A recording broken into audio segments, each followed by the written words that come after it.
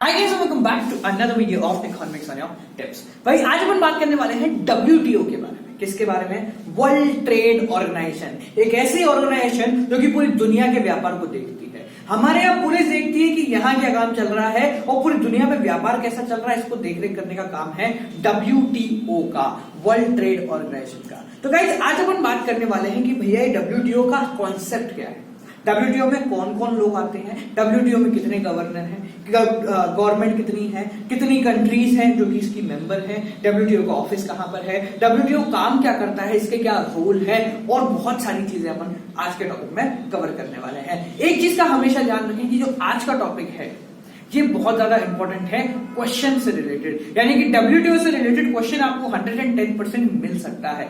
इधर वो एक नंबर के MCQ में मिल सकता है कि WTO का पूरा नाम क्या है, या WTO का ऑफिस कहाँ है, या WTO कब ऑर्गेनाइज हुई थी, कब उसका नाम पड़ा था WTO, या ऐसे रिलेटेड चीजें पूछ ली जा सकती हैं, या 3 नंबर या 4 नंबर में उसके रोल या WTO के ऊपर एक पूरा का पूरा पैराग्राफ लिखने को पूछ लिया जा सकता है। ठीक है, तो आज के टॉपिक को बड़े ध्यान से, बड़े दिमाग लगाकर समझें क्योंकि आज का टॉपिक बहुत ही इंपॉर्टेंट है। So hi guys, welcome back to another video of economics and tips. Let's get started.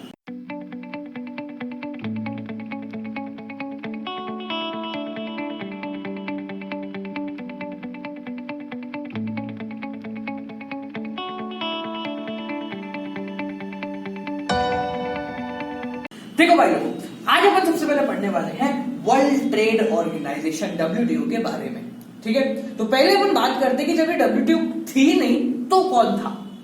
Common सी बात है, जब WTO थी नहीं तो था कौन। तो देखो, before WTO GATT, GATT, general agreement of tariff and trade इसका फुल फॉर्म है। तो WTO से पहले गेट जो थी वो काम करती थी। ठीक है, was established in 1948 with 23 countries as a global trade organization to administer all international trade agreement। यानी कि ये एक ऐसी ऑर्गेनाइजेशन थी जो कि बनाई गई थी 1948 के अंदर, इसके अंदर 23 कंट्री जो थी वो इसकी मेंबर थी। जो काम क्या करती थी, ग्लोबल ट्रेड ऑर्गेनाइजेशन थी। ये क्या थी?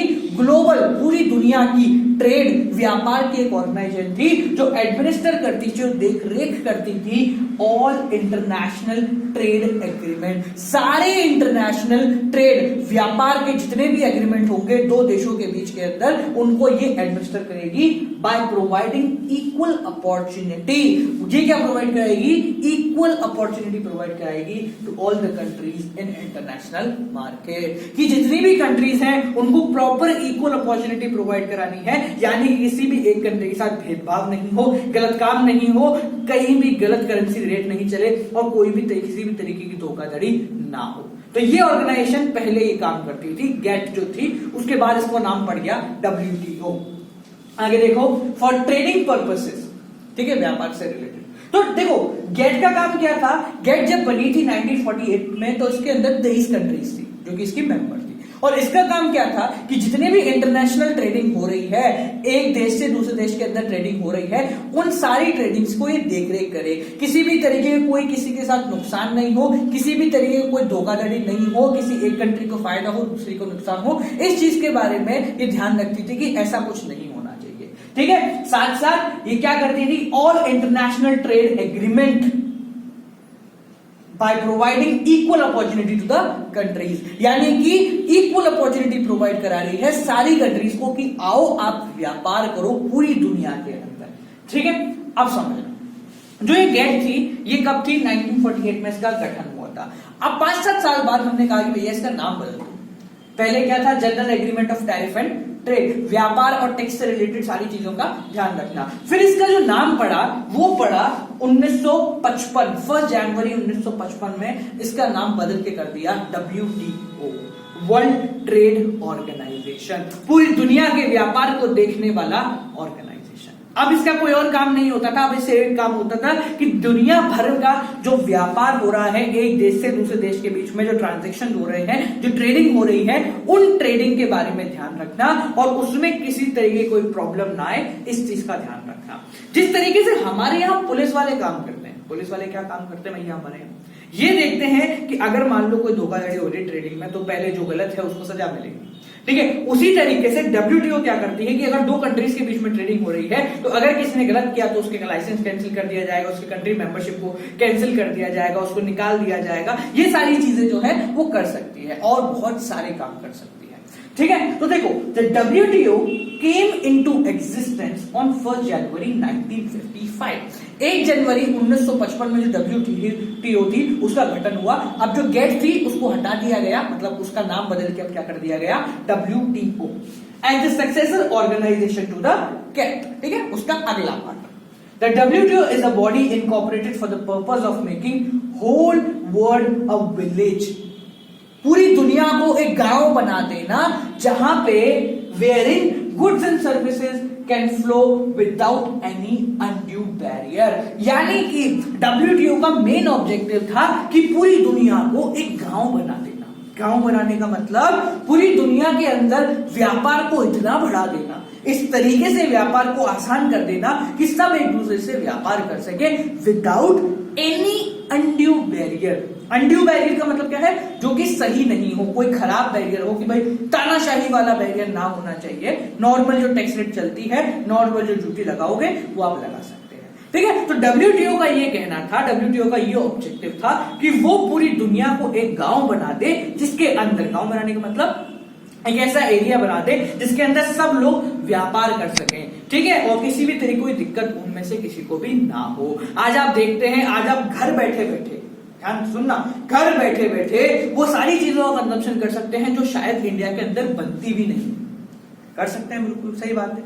ठीक है, जिसका ऑफिस मान लो स्विट्जरलैंड में है, मान लो यूएस में है, मान लो दुबई में है, कहीं भी है, वहीं से वो बनकर आ रहा है, फिर भी आप उसका कंजम्पशन अपने घर पे बैठे बैठे कर रहे हैं। तो ये जो देख रेख का काम है कि वहां से यहां सही आया, यहां से वहां सही पेमेंट गई, ट्रेडिंग में किसी को कोई लॉस नहीं हुआ और ये ट्रेडिंग आराम से हो, ये सारे के सारे काम कौन करता है, ये सारे काम करता है WTO, वर्ल्ड ट्रेड ऑर्गेनाइजेशन, जिसका जो प्रेसेसर था, जो पुराना नाम था, वो था GATT, GATT, general agreement of tariff and trade. उसको बदल दिया गया। कब बदला? 1955। नाम याद रखो, नंबर याद रखो, बड़े काम का कॉन्सेप्ट है। वापस समझा रहा हूं, पूरा का पूरा ध्यान से सुनना। GATT, general agreement of tariff and tax, ये थी 1948 में, जिसमें 23 कंट्रियां मेंबर थी। उसका नाम बदल दिया गया 1955 1 जनवरी को, और उसका नाम बन गया WTO, वर्ल्ड ट्रेड ऑर्गेनाइजेशन, जो ये देखती है कि पूरी दुनिया के बीच में व्यापार में किसी भी तरह कोई अनड्यू बैरियर ना आए, और उस व्यापार को जितना आसान बनाया जा सकता है उसको उतना आसान बनाया जाए। समझ में आ गया? WTO, GATT, सक्सेसर, प्रेसेसर, ये सब समझ में आ गया। आगे देखो, इसका जो हेडक्वार्टर है वो कहां है? स्विट्जरलैंड में है, जेनेवा में है। जो जेनेवा है स्विट्जरलैंड के अंदर, उसके अंदर इसका मेन हेडक्वार्टर है, जहां से ये सब चीजें ऑपरेट होती हैं। अभी जो प्रेजेंटली है, इसके 164 मेंबर कंट्रीज हैं, इंडिया भी एक है, और 23 ऑब्जर्वर गवर्नमेंट है, जो कि ये ध्यान रखती है कि कोई दिक्कत तो नहीं आ रही। अगर कुछ प्रॉब्लम होती है तो यही सब मिलकर उस चीज को देख रेख करती है। यानी 164 कंट्रियां जो है उनको WTO के लॉज एंड उनके हिसाब से सारी ट्रेडिंग करने की फैसिलिटी मिलती है। और जब भी कोई दिक्कत आती है तो जो 23 ऑब्जर्वर गवर्नमेंट है ये देखती है कि भैया कौन गलत है और कौन सही है, और इनमें जो मेजोरिटी होती है वो मेजोरिटी का साथ दिया जाता है, और उसको जो भी कानून के तहत जो भी रिजल्ट होता है वो उसको मिल जाता है। समझ में आ गया?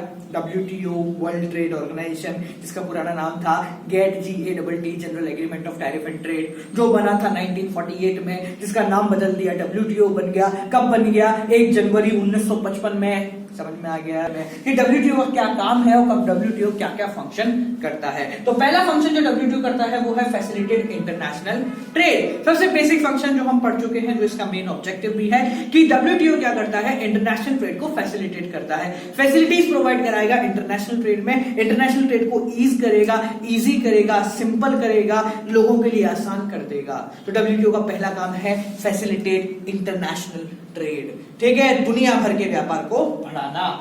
Provide financial assistance. एक इंपॉर्टेंट चीज और क्या करता है? अब देखो, सीधी सी बात है, अगर WTO के अंदर 164 मेंबर कंट्रीज हैं तो उन कंट्रीज को कुछ फायदा भी मिलेगा।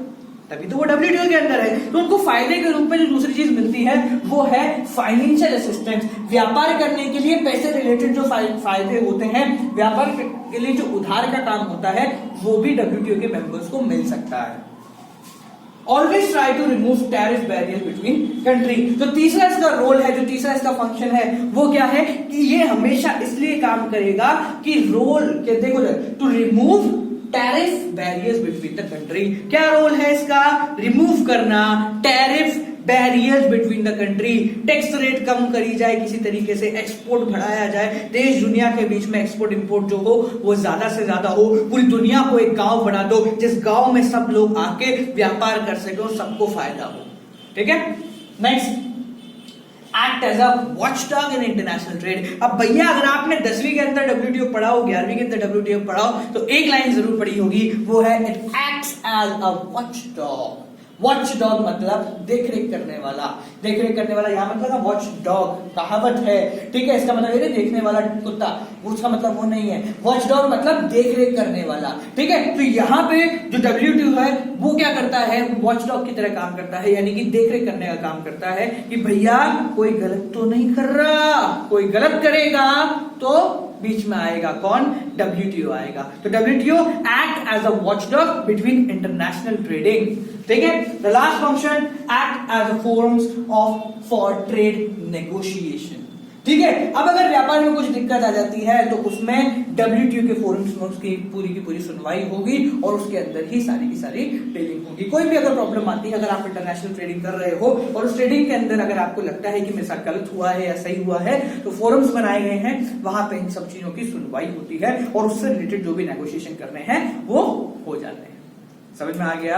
तो ये भैया पूरा कॉन्सेप्ट है, पूरी कहानी है, पूरी जानकारी है आपके डब्ल्यूटीओ की, वर्ल्ड ट्रेड ऑर्गेनाइजेशन की। अब अगर कोई भी पूछ ले डब्ल्यूटीओ क्या है, डब्ल्यूटीओ वर्ल्ड ट्रेड ऑर्गेनाइजेशन है। डब्ल्यूटीओ कब बना था?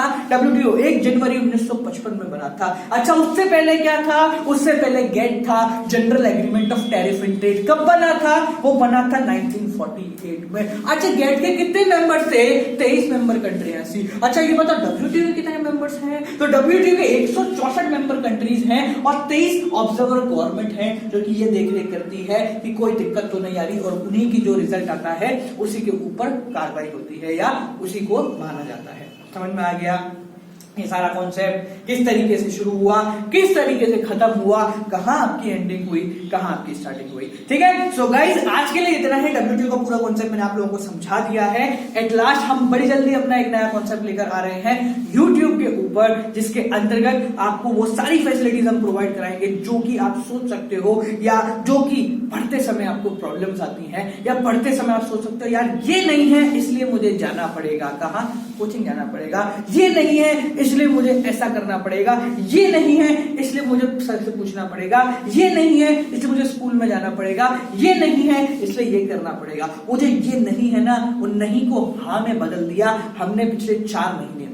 अब वो 4 महीने में हमने क्या किया है, उस 4 महीने का रिजल्ट बड़े जल्दी आप लोगों के सामने मैं लेके आने वाला हूं। स्टे ट्यून्ड रहिए, एक नई वीडियो आने वाली है हमारे चैनल पे related to that particular thing कि हमने पिछले 4 महीने के अंदर आप लोगों के लिए जो ये नहीं है, उस ये नहीं के वो ये है कैसे लेकर आए और किस तरीके से हमने इसको ट्रांसफर करा, उसके लिए बिल्कुल ध्यान से टकटकी लगाए बैठे रहना। और अब तक चैनल को सब्सक्राइब नहीं किया तो डिस्क्रिप्शन में जाके सब्सक्राइब करो, घंटी को दबा दो एंड ऑल पे क्लिक करना कि भैया हर चीज की नोटिफिकेशन आपको मिले, क्योंकि पोस्ट वीडियो सब में उस चीज को मैं प्रॉपरली आपको एक्सप्लेन करने वाला हूं। तब आपको समझ में आएगा कि यार ये तो बहुत ही भारी चीज आ गई और अब हमें किसी चीज की कोई आवश्यकता नहीं है। तो गाइस एट लास्ट, अगर आप लोगों को हमारी तरह बड़े सिंपल लैंग्वेज में पढ़ना है, हमारी से बड़े आसान तरीके से समझना है और बोर्ड में नंबर इतने लाने हैं कि चौड़े होके बोल सको कि हाँ भाई हम ऑनलाइन पढ़े थे इकोनॉमिक्स एनालिटिक्स पे, सो गाइस उसके लिए आपको क्या करना है, अभी जाइए अमेज़न पे एंड हमारे ये 2 छोटा पैकेट बड़ा धमाका